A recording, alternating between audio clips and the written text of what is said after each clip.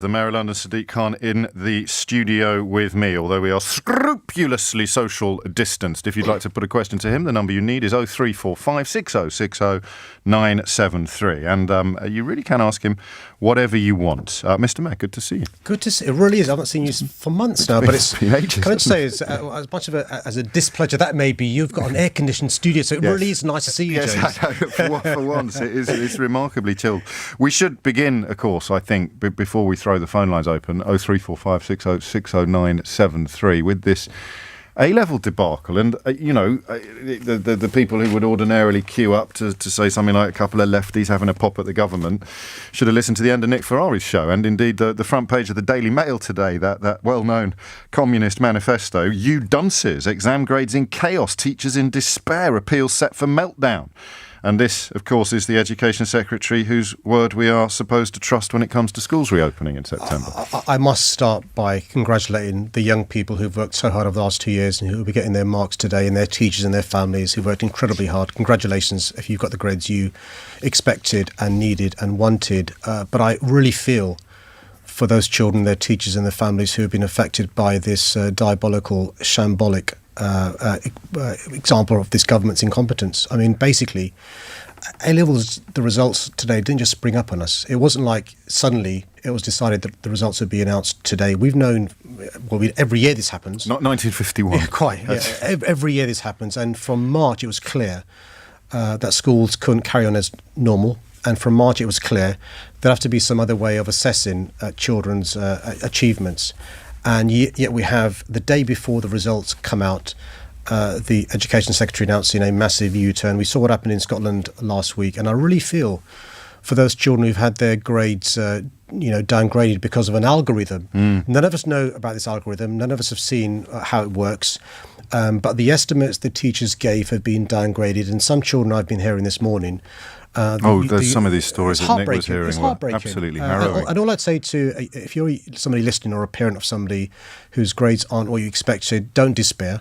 Because really? there are a number of a number of things. Firstly, I welcome the U-turn from the government, as late as it is, in relation to the schools being able to swap your mock results and also your ability to appeal or to reset again. But honestly, it's not the end of the world. And so it's really important that we give these young people hope.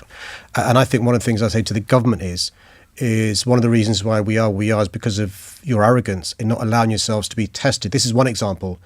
Test, trace, isolate, another example. The medical experience in care homes, another example.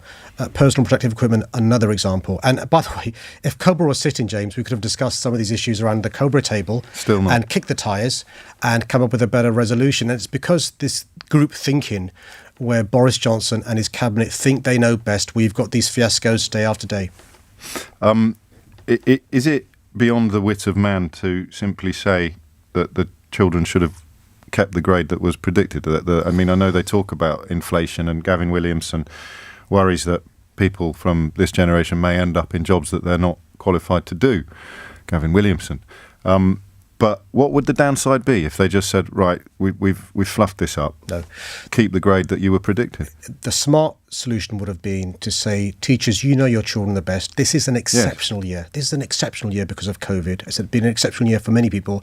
Your estimates is what we're going to go by because we understand the exceptional nature of this year. And it's the arrogance of saying teachers don't know best. And actually what we'll do instead is design an algorithm 150 pages long, I'm told. Yes. Keep it a secret, and that will determine these children's future rather than qualified, experienced teachers who know their children the best. And it's the arrogance. But is it worth leaving the government space to U-turn, though? To leaving them space, rather than going in with all guns blazing, leave them the space to say, actually, you're right.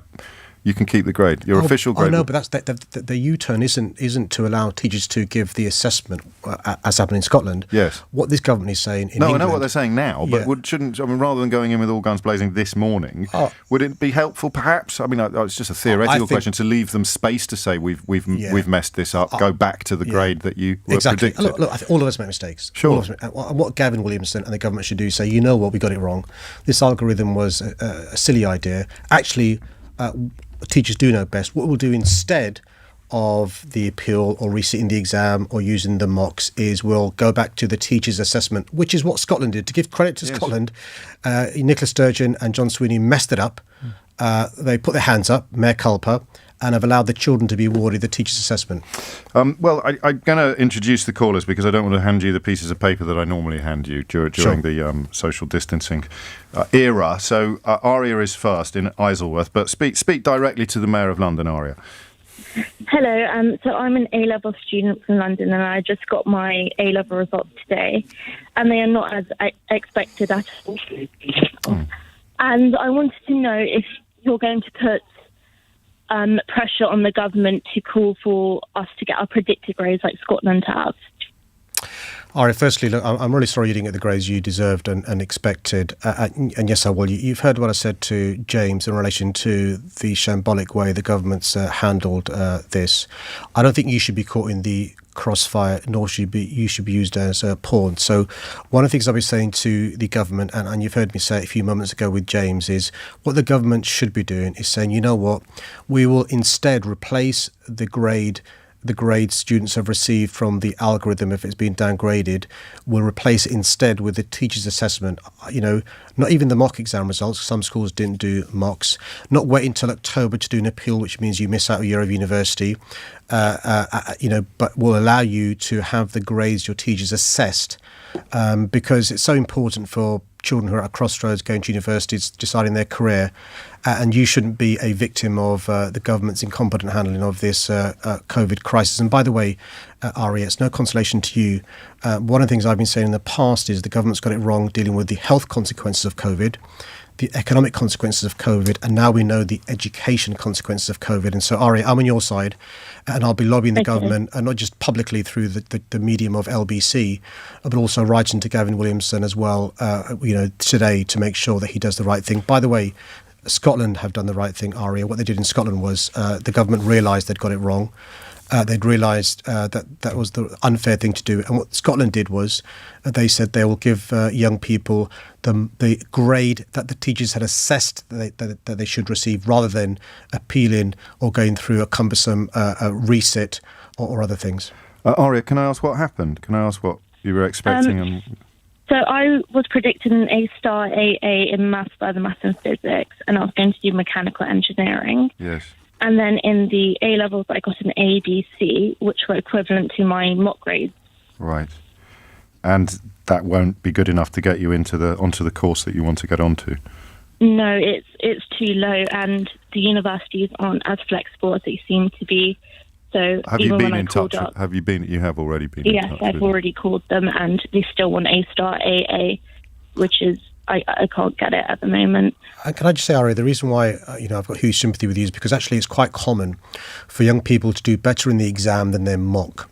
And so often what happens is you do your mocks and it gives you an idea where you are. And then between the mocks and your exams proper, you work your socks off and you get much better results. And that's why a teacher's assessment is far fairer than using the mock exams as the government is suggesting. And by the way, as I said, listen, just in case you didn't know, the Scottish government is not from my party, but credit where it's due. They messed up and they've done a U-turn, as I'm suggesting the government should do with you, because a teacher's assessment is far more accurate of your grades, as they should have been, rather than the mock exams.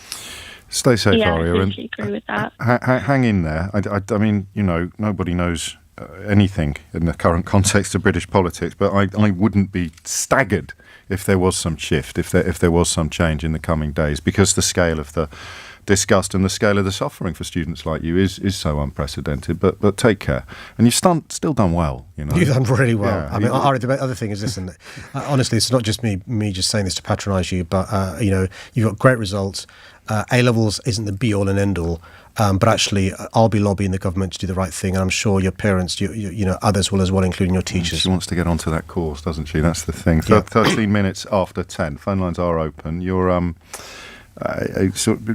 free to ask the Mayor of London anything you like in this, frankly, remarkable period in British history. Pauline is in Watford. Pauline, you're through to the Mayor. Hello, good morning. Good morning, Mr. Pauline. Mayor.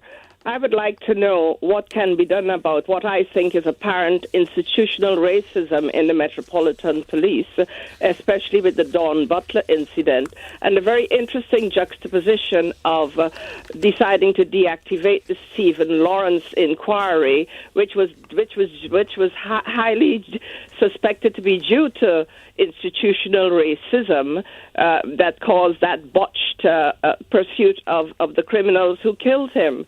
And very interestingly, that was something that we have paid money for rightly as taxpayers. And we continue to pay for the McCann case where a crime happened in a foreign country. And that hasn't been deactivated as far as I know. And it's been going on for years. I could go on and on and on about very interesting links, but I'm interested to know if there's anything that can be done. Well, let me just bring people up to date with Dawn Butler's story. Stopped by the police and very unhappy about it. But the police today, a deputy commissioner, has stated that there was no malfeasance or misbehaviour on the part of their officers, and there is a frustration among officers that their footage doesn't get released. The body cams are quite a big breakthrough potentially in the context of stop and search, disproportionate stop and search, but the stopping of the car, the Metropolitan Police are confident, was not racially motivated because the windows of the car were tinted. Well, let me deal, James, with the wider point Pauline makes before the specifics. So, Pauline, I think one of the things that we should be grateful for the Black Lives Matter movement for is it's reminded us that we can't be complacent when it comes to the racism, the discrimination and the inequality faced by black people, not just in Minnesota, Minneapolis, but around the world, including London. And that includes the way public institutions treat people because of their colour, not just the police service, but the CPS, the courts, schools, politicians, the NHS, big employers, and so forth. And when you look at what Sir William Macpherson said, helped by his advisors, after the Stephen Lawrence public inquiry, he said that not only was there institutional racism in the police service, but actually all bodies should look at themselves and see whether there is unwitting prejudice, racial stereotyping, thoughtlessness that leads to the sort of level of service being provided being less good to people of colour or their ethnicity or other issues as well. And I think actually we should all be mindful of that, whatever job we do. And I think there are examples of disproportionality when it comes to the police service. There are huge levels of distrust with black community and the police, and actually it's in all of our interest to address that. When it comes to the Dawn Butler case, the reason why Dawn is so concerned, it's not because she's an MP or she's pompous, she's far from it, and I declare an interest, she's one of my best friends. Her concern is that if that's her experience as a reasonably successful black woman driving a nice car or be driven in a nice car, what is the experience of ordinary Londoners? And that's why she raised the issue. It wasn't, to make a party political point. It was to say, look, there is an issue here and the police need to consider how they police. Are they intentionally or unintentionally racially profiling? Are they using the same policing tactics with other Londoners as they are with her? And she met with the Commissioner yesterday to discuss some of her concerns. But Pauline, I'm live to the concerns you've raised, the so-called double standards. The Commissioner and the police know my concerns. And that's not, by the way, to detract from the brilliance of our police service. They are brilliant. They work their socks off. They risk their lives every day. But there are concerns that must be addressed. The tinted windows seem to be significant, certainly in the let me deal with Sir that. Steve House's statement today. Yeah, so my understanding is that tinted windows aren't unlawful. It is not against the law to have windows tinted. No. In fact, most cars, modern cars, now have tinted windows. And so the concern is the reason why the police stop a car because your windows are tinted, or because it's a nice car, or because the driver's black? I think it's more the case that they couldn't possibly have stopped the car because of the ethnicity of the people in the car, because the windows were tinted. Yeah, that's the point of the Deputy Commissioner raising it. The point I'm making is that's a solid point, isn't it? That's what Steve House is saying is hold on a sec. The allegation is we stopped the car because the driver was black or the passenger was black. It ain't the case because the windows are tinted. I think the point that Dawn was making and others were, it's a nice car, it's tinted windows, that's why we were stopped, that's why we were told we were stopped. And that's why there needs to be clarity, because people like Pauline, there are other people across London, across the country, who, as a consequence of examples like this, and by the way, the Dawn Butler case isn't the only case where people have been course. concerned. We know the Bianca Williams case, we know other cases as well. The 12-year-old boy, where armed officers went into his home. There are a number of examples that cause concern. Steve House's concern as Deputy Commissioner is often we as the public see a snippet of what's happened because of people recording it on the phone. And often that snippet isn't the complete story. And what the Deputy Commissioner's concern is, as indeed the concern of officers, is, hold on a sec, there's two sides to the story. Do you share that concern? Oh, yeah, I always think you should give people the benefit of the doubt and see the full story. That being said, it's thanks to things being recorded. We know what happened to George Floyd. It's because Rodney King being beaten up 20-odd years ago, or more than that, 30, 40 years ago, we saw what happened to Rodney King. So the point Steve is making, the Deputy Commissioner is making, is you need to understand the full context of what happened before, during and after, rather than a 20 or 30-second clip. And he makes a very, very good point. There is this so-called culture war underway, which is not new. It's a new name for a very, very, very old war. But it probably would be helpful to at least acknowledge the possibility that the Metropolitan Police may still have deep problems with institutional racism, as identified McPherson, but that Dawn Butler's experience, as filmed and as understood, isn't actually evidence for the prosecution. Well, I think I'm saying that everything doesn't have to be 100% black and white. No, yes, I accept that. precisely. Literally. I think the point with Dawn and with other black people is it's the drip, drip, drip, drip thing. So an individual incident by itself may not appear to be serious and may indeed appear to be trivial. But when you've been at the receiving end of this on a regular basis, as indeed have your loved ones who have the same colour skin, it sometimes feels like, it is unfair, and it feels like you're being picked on because of the colour of your skin, and there is lots of evidence mounting up. On the other hand, that individual police officers who stopped the car with Dawn and other examples, they themselves, I'm sure, acting lawfully with bona fides, with the best of intentions, but it's sometimes the way policies are implemented, as we saw with McPherson, that can lead to structural racism or institutional racism. And by the way, this is not just a police issue. I think to put this all at the door of the police is unfair. It's an issue in society generally. I remember acting in a case, Pauline, where it was held by after a public inquiry that the NHS was institutionally racist because the way they treated black men in mental health institutions. And, we've had examples of the BBC, in the media, in politics of racism. So I think, we've got to be cognizant that I think in the UK in 2020, in the UK in 2020, in London, the most progressive city in 2020, there are examples of racism and they need to be addressed. I think the law is that you're not allowed to tint the front windows, the front drivers and passenger side windows and the windscreen. I thought we'd been clear on that, but a lot of people are contacting me to clarify that point. So I'm glad we've done that. Let's go to Tony in Woodford next. Tony, you're through to the Mayor. Good morning, Sadiq. Good morning, Tony. Good morning. I was going to ask you about the issue of cleaners on London Underground. They don't get free travel to and from work. And this issue has been going on long before coronavirus. And it's an issue that the unions have raised. I wonder why they don't get free travel. Thanks, Tony. Thanks for your question. So you're right. So the cleaners are not employed by TfL or London Underground. They're employed by a private company. Since I've become mayor, what we've done is make sure that the cleaners get free travel during the course of their work. So if they're going from station A to station B or bus garage X to bus garage Y, they get free travel for that. They also, by the way, at the start of COVID, I made sure that all the cleaners who were self-isolating or off because of COVID got their full statutory sick pay from day one, and it was averaged out according to what their salary was as well to make sure it was enhanced.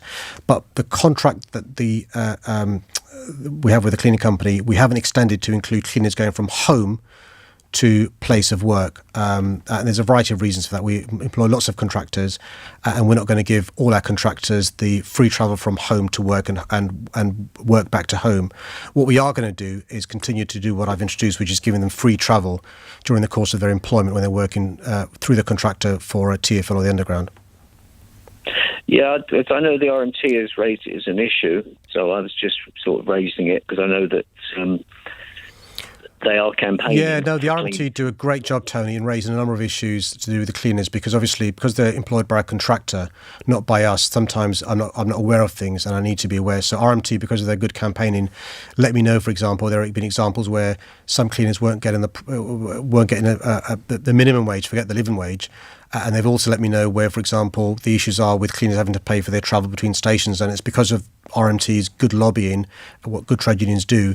It came to our attention and we made these improvements. The RMT, to be fair, are also lobbying for us to take back in-house this cleaning company. I can't do that yet because there's a contract. What I've agreed to do is when the cleaning contract comes to an end, Tony, to consider whether we should either give the contract out again or take him back in-house. But I'll do that when the contract comes to an end rather than buying the contract out. 23 minutes after 10. Thank you, Tony. The Mayor of London, Sadiq Khan, is with me in the studio, socially distanced, of course. If there's a question you would like to put to him, or perhaps even pick him up on something that he's already said, 0345 6060 973 is the number you need. Sheridan is in Dagenham. Sheridan, you're through to the Mayor. Hi, both of you. I just wanted to ask you, Sadiq, is it not possible to get some sort of security or conductor person to enforce mask wearing, or we can double charge them since they use their contactless cards or their Oyster cards, so we have their details? Or can we force people that are not wearing masks upstairs and put a plastic sheet over the stairs so their air is not mixing with those of us that do want to be safe, follow the rules, and we care for everybody's lives around us? Can we do something to put like an apartheid between mask wearers and non-mask wearers? I think we've got enough tension in town without bringing apartheid into things. I think Sheridan meant segregation, keeping us safe. Look, Sheridan, you're right to raise this issue. It's a really important issue. Let me give you some numbers to reassure you, Sheridan. So the British Transport Police and TfL enforcement officers have been stopping people getting on buses or asking them to leave, including the Underground, if they're not wearing a face mask and not got a good reason. So far, the BTP, British Transport Police, and our enforcement officers have spoken to more than 60,000 commuters. And of those they've spoken to, more than 4,000 were asked to were refused entry onto the Underground or buses. More than 1,000 were asked to leave a bus or the Underground, and more than 300, in fact 303 the last time I checked, fixed penalty notices have been issued. If a bus driver or a member of staff sees somebody not wearing a face covering and they have a conversation with them and they've not got a good reason not to wear them, they contact the enforcement officers or BTP to take action. And just to reassure you, Sheridan, I'm not sure your experience I'd be keen to hear from you in a second, your experience on the bus. The numbers we have, and I was on the tube this morning, and everyone I saw was wearing a face mask on the tube this morning, are 90% of people are wearing face masks. 5% have got a good reason not to wear them for a medical reason or, respiratory issues or whatever. It's 5% haven't got a good reason not to wear a face mask and are not wearing one, and we've got to take action against those, and we are trying to enforce more against that 5%. How?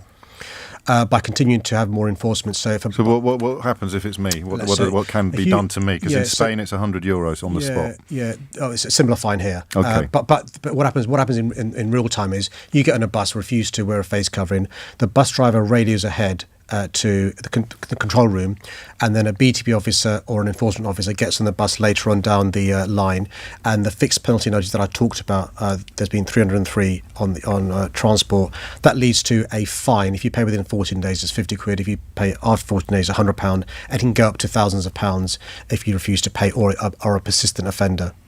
I mean, I sense you're generally quite pleased with the take-up rate. Sheridan is having a slightly different experience. I presume you want to hear Sheridan from you. What are you seeing? What's happening on your bus? Sadiq, I'm really sorry, but that's really not true. I think if you really believe that, we should start tagging you on Instagram or Twitter when experiences on the bus, because I know for a fact that the bus driver just playing the recording of wearing a mask and the stickers on the windows is really not doing it. I actually wanted to tip a bus driver the other day who actually stopped the bus personally told somebody, if you're not wearing a mask, go upstairs. If you are wearing, I so you want the bus drivers to do more? No, I don't. I don't think it's fair that they have to. No. But what I mean is, I really love that this bus driver cared enough to go over and above to protect those of us who don't want to die. Himself included. I can't believe some bus drivers are not. But what are you, Sheridan? So I don't want to. What are you cross about, if you don't mind me asking, in the context of the mayor's response? Because if he really believes that only 300 people that have been fined are the ones that have broken the rules, go on a night bus. So that's what I was trying to ask you. I said, give me an estimate of the numbers that you're witnessing. I would say 15 people on my bus journey home last night did not have it on. That's half. I mean, I've got videos of it. I've got an Instagram dedicated to taking pictures of people that I see not wearing masks. I really can't believe how much the rules are being broken.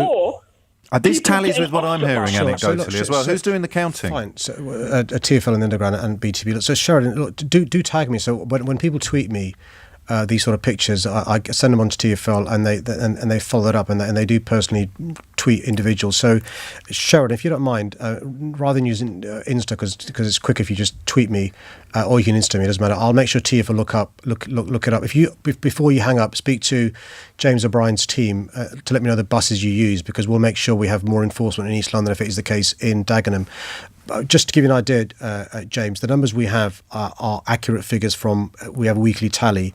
And so when I refer to the 60,000 plus conversations, not every conversation leads to a fixed penalty notice, because sometimes people are persuaded to do the right thing. If they don't, they're asked to leave or refuse to enter. If that doesn't work, they're given a fixed penalty notice. But Sheridan, the numbers I have of a 90% compliance. A lot of scepticism coming in, Sadiq Khan, on no, that's fine. No, a lot of scepticism. Let me just read you a few. I know the plural of anecdote is... Let us know what buses they are and we'll take action. Okay, utter rubbish, Sadiq Khan and LBC. Bus drivers are just letting people on without masks, doing and saying nothing. It seems if you don't want to wear a mask, then you simply don't have to. Our bus passed a lot of enforcement officers who didn't do anything. There's quite a few coming in like this. And how do you check that someone is okay not to wear a mask? Who checks? So there's an operational problem with it, and that someone has just gone back from Amsterdam where absolutely everybody was wearing a mask on a bus. The situation in London is close to the polar opposite. I'm not getting, I don't know if I would get anybody getting in touch. On the Amsterdam point, it's very important to say, on the Amsterdam point and our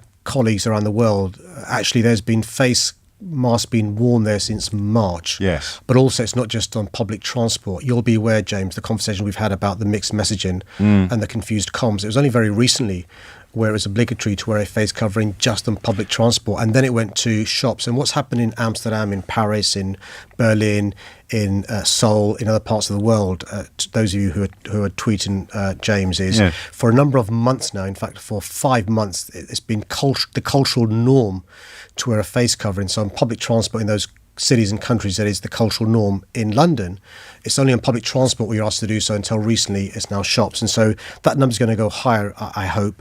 But listen, all of us have a responsibility to do the right thing. If we don't wear a face covering, we are more likely to give somebody the virus. And the important number for those of your listeners who are responsible to bear in mind is you've got a 70% chance of passing the virus if you've got it, if you don't wear a face mask. It's only 5% if you do. And that's why it's really important to do the responsible thing, because you may be asymptomatic or pre-symptomatic, is wear a face mask. I wondered yesterday whether the English government's reluctance to return the A-level grades to the ones predicted by or estimated by teachers might be that they don't want to appear to be in the wake of their political opponents. That would involve copying what Scotland had already done, and that would perhaps for Westminster, for the English government, that would be politically unhelpful. Do you think that your early call for face coverings on public transport and beyond might have played into the government's tardiness in calling for it as well, in that they didn't want to look as if they were following Sadiq Khan's lead? That's a really fair question. So the conversations that I had with the government often are in private. Yes. I only go public if I'm banging my head against the wall, metaphorically speaking. And if that is the case, and the government is that churlish, then that begs far too many questions for us to deal with in this phone-in. But I hope not. I hope the government is more grown up than that, but who knows? And so often so today's a good example, James. After I leave this show, I'm going to Oxford Street to meet with traders there who are really struggling. Yes. And what I've been saying to the government privately now is, listen, these shops are going to go bust. We're already seeing redundancies being made. It's a perfect storm. People working from home, social distancing, lack of confidence, domestic tourism, international tourism dying. They need help, otherwise we'll have 50,000 jobs lost, we'll have a huge reduction in revenues being raised, and it's a big concern. And I've been raising these privately, no response from the government. So today I'm making a public call to the government to support these businesses by an extended business rates holiday, by doing much more to give them targeted assistance and so forth. And so I do try to raise things privately with the government, and if all else fails, I've got to raise it publicly. So Aria's question, the first caller today, Aria, the really worried student around A-levels, those conversations have being had privately, and they're now getting made publicly because obviously the government's not listened so far. Sheridan, our earlier caller, would like to draw your attention particularly to the 25, the 147 and the 38. It's all gone a bit North Norfolk digital on this one, and I'm also getting other bus routes sent in, which we shall furnish you. Please do. Genuinely, it's a genuine ask, because it's really important that we know where the problems are, and we will target enforcement officers and BTP to those areas. As you prepare to make your way up to Oxford Street, what is your message to companies? Because there's another area of division, isn't there? The government very keen for people to go back to the office. Employers simply not that keen, quite happy to continue having white-collar workers working from home. So that's having a huge economic impact on the shops that you'll be visiting later, because, this building is relatively deserted, and it would ordinarily be full of people who go out every lunchtime to buy food and to buy frocks and to buy headphones and all manner of things. So where do you sit on that tension?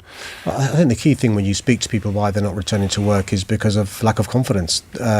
We did some polling. 2/3 of Londoners are worried they may catch the virus. 90% they may give somebody the virus. And so it's really important that people have confidence to return to work or go shopping or do the things they need to do. And so one of the things we're working with the government on, actually, a good example of us working with the government, is to get clarity in relation to the message. And the biggest issue, James, is not having a fully operational, effective test, trace, isolate system. You saw the independent analysis this week. 50% are not being contacted in relation to contact trace. In other countries who've been more effective have got a successful TTI. And I think if we had a more successful test, trace, isolate system, you'd have more people having the confidence to return to work. But also, if you're in a manual job, in a low-paid job, 0 hours contract, you can't afford to self-isolate for 14 days on a regular basis more than once. And that's a disincentive to take a risk. And so, look... the app is being launched again. I don't know if you're aware of this. They're having another trial on the Isle of Wight with another app. I think that, I forget the figure that I saw, had been spent on the last one, which had failed. But I suppose we all have to cross our fingers they get it right this time. And I also see they're advertising for a pandemic preparedness advisor, which some might say was 6 months late, but some might say better late than never. I mean, on the app, you're absolutely right. It's been a chaos and a fiasco, and another example of fiasco. The good news, by the way, is, I was lobbying in April that if you're going to pilot this, don't just rely upon Isle of Wight, pilot it in a borough in London. And the good news is they're going to pilot it also in a borough in London, which is really important because it's real-time testing of the app in a diverse borough like the one they've chosen in London. That's good news. And as if to underline the importance of that point, this is from Anna, who's in Streatham. I'm staying at home based on the absence of mask discipline on public transport. I'd be out meeting people and spending money if masks were being taken more seriously and enforced. You've only got to watch buses going past with passengers wearing masks on their chins or not at all. I've noticed the chin thing a bit.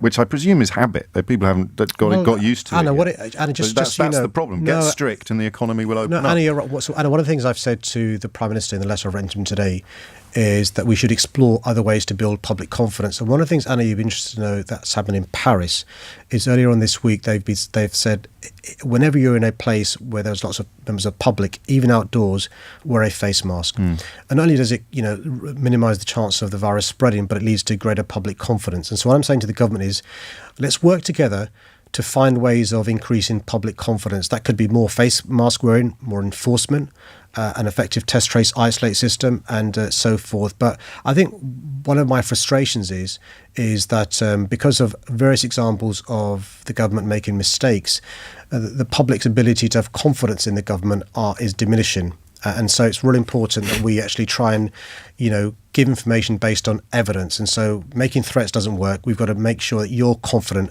and feel safe leaving your home. Because if we don't, you're going to stay at home. I would add the few messages that I would expect to get at this time, talking about muzzles and even face nappies, which is a new one on me. People who, I don't know why, but they're persuaded that masks are some sort of conspiracy or that they involve some sort of surrender of human rights. They're quite noisy and they get some coverage. Well, can I can't be helpful. Well, one of the joys about living in a democracy is, yes, we have human rights, but human rights comes with both rights and responsibilities. So, yes, it is my human right, if I chose to do so, not to wear a seatbelt in a car. But if I'm in the back seat, I risk killing the person in front of me in the driver's seat, but also myself.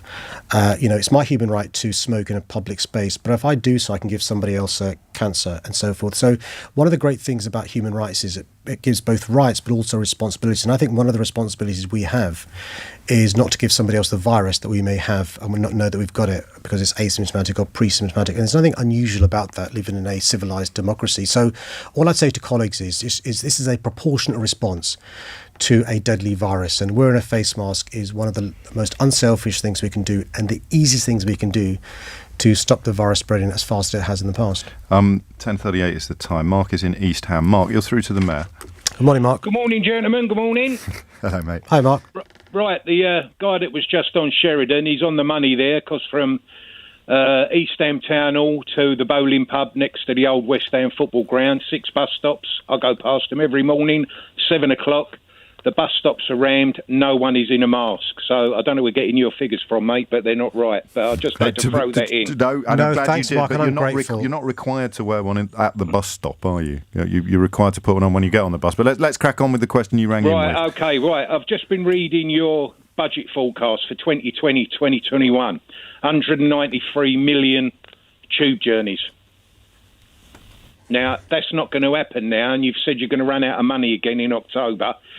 So how much debt are you going to rack up before you start laying up trains to cut down service costs and maintenance charges and make people redundant? How much money are you going to get into? How much debt are you going to incur before you start having to lay people off? What do the numbers look like in your own forecast? Mark, firstly, thank you for reading the budget forecast for next year. So we estimate we'll lose £4 billion this year, Mark, because of COVID on public transport. And the reason for that is because more than 90% of our fares will be reduced because of the fewer people using public transport. The worst part of lockdown, it was 5% on the tubes and 10% on buses. Now it's about 25% on tubes, or getting to almost 50% on buses.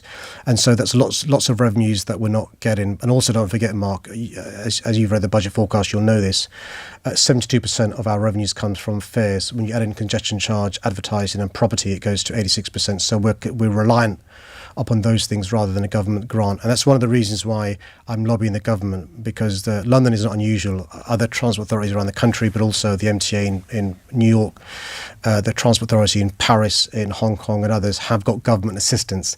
And what I'm saying to the government, Mark, is we want to avoid cancelling buses, stopping tubes and trains. That's why it's important you give us this financial assistance, which is what will be needed if we're going to have a decent recovery. How much do you need? They're not going to give you £4 billion, are they? We think for an entire year we'll need £3.2 billion. And what's the figure at which you shut the tube? If we haven't got 2 months' worth of reserves, so we need £1.2 billion of reserves to provide services for 2 months.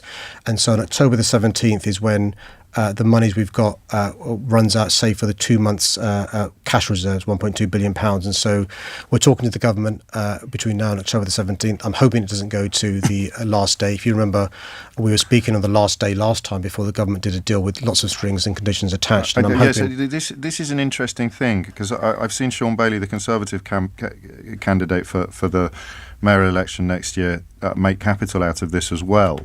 That there's still a bit of confusion out there on whether or not you elected independently to increase the congestion charge and fares and remove free travel for some cohorts. That's the word of the day, I think, isn't it? Or whether or not you were essentially ordered to do that by the government in order to secure the funding. Can we clear that up for once and for all? Sure. I've tried to clear this up, and I know that the current Conservative candidate is misleading the public. But the position is this. Well, I'm sure he'd disagree with that, and he's welcome to... Well, let's go to what an independent body says. I mean, I think Full Fact UK checked this assertion made by the current Tory candidate. And what they said was actually I was required, I'm paraphrasing, but I was required to do so by the government. And I've published the letter from the Secretary of State where he lays down a number of conditions. One is to reintroduce the congestion charge straight away. Two is to widen and level the scope of the congestion charge. That means 7 days a week, longer hours, and it going up.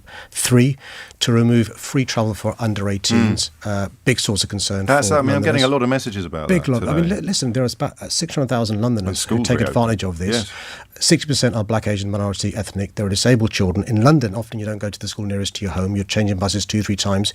You've chosen the school to go to or the further education college you go to because you've got free travel. And lo and behold, the government's moving the goalposts. And the other two requirements were, one is to increase fares in January, and lastly to remove from over 60s the benefit of using their Freedom Pass before 9 o'clock. And those were the strings attached, which were in the letter from SHAPS to me, which I've published and which has been checked by this independent body. A funny question to end with. Funny peculiar, not funny ha-ha. If I was the CEO of a big London business, like if I was in charge of Google perhaps or something like that, and I had thousands of office staff currently working from home, and I just said, you can decide whether or not I order them to come back to work next week or not. You make the decision, Mr. Mayor. What would you say to me? Firstly, Google have told their staff they can stay working from home until next April. I know they have. It's a theoretical question. Yeah, sure. What I'd say to Google and other big employers is, look, we're doing what we can to make sure London is as safe as it can be. You've seen at TfL the enhanced cleaning regime we're doing. You've seen the testing we're doing. You've seen the hardware we're doing to make TfL safe and provide record numbers of buses and tubes and other things in the context of a pandemic. Many small businesses rely upon your workers returning to work. The cafe bars, the dry cleaners, the shoe repair shops, and others. And actually, when I meet not just those in the cultural industry, those in hospitality, small businesses, they are struggling. And so, of course, there's a choice for you to make as a big employer. No, but I've just asked you to make the choice. I love London because of its ecosystem. I don't want to hollowed out London. I don't want a polo recovery. So if I gave you the power to press the button on my business, you would press it? Well, let me give you the example by saying what I'm doing in City Hall. Yes. In City Hall, we've made sure we've got everything ready. We've used July and August to make City Hall safe with social distancing, with signs, one-way systems, lift systems working. And we normally have about 750 staff in there. Staff have been invited to come back. We think 200 are going to come back by the end of in the next couple of weeks. And when schools return in September, I'd expect to see a larger number returning. Some people will want to spend 1 or 2 days working from home, and they can be as productive, and I understand that. Others will want to return home, particularly if you're living in a shared home. If you're somebody who, in your bedroom is your office, and there's an ironing board there, and your TV's there, you're really struggling. And so I think you'll have a mixed message, but the key thing is, I think we need to understand that if we all stay at home working, it's a big problem for Central London. Mayor of London, Sadiq Khan, many thanks pleasure. indeed. As usual, I've hung on to you for a little longer than was previously agreed, for which we're grateful. The time now is 10:45. Eddie Mayor, Monday to Friday from 4 p.m. LBC. In April 1993, Stephen Lawrence, a black teenager, was murdered in a racially motivated attack. The Metropolitan Police said it would no longer investigate the crime unless new information appeared. Stephen Lawrence's father, Neville, so what do you think of the Met's decision? I don't agree with the Met decision, but I'm all left to force them to continue, because if I had listened to them in the early days, we would